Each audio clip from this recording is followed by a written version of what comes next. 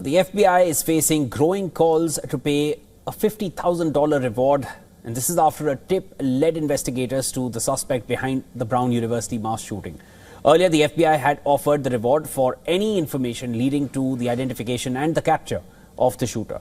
According to authorities, investigators received an anonymous tip pointing to a Reddit post on the Providence subreddit. Now, that post reportedly described a suspicious vehicle and movements near the campus. Officials say the information helped narrow the search, and the suspect was then later found dead at a storage unit in Salem, New Hampshire. The Reddit post's author has been identified only as John. John is a homeless man who was allegedly living in a basement area near Brown University. Now it remains unclear whether the suspect's death could complicate the payment of the reward. Now, U.S. authorities have identified the suspected shooter as Claudio Neves Valente.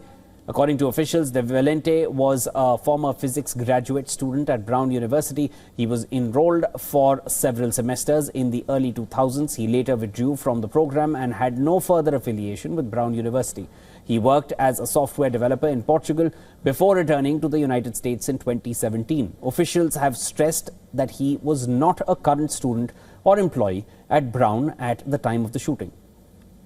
Now, the attack took place on the 13th of December inside a building at Brown University during exam season. Police say the gunman opened fire inside the campus facility. 2 students were killed and 9 others were wounded. Investigators also believe Neves Valente is connected to the killing of M.I.T. professor Nuno Lohero.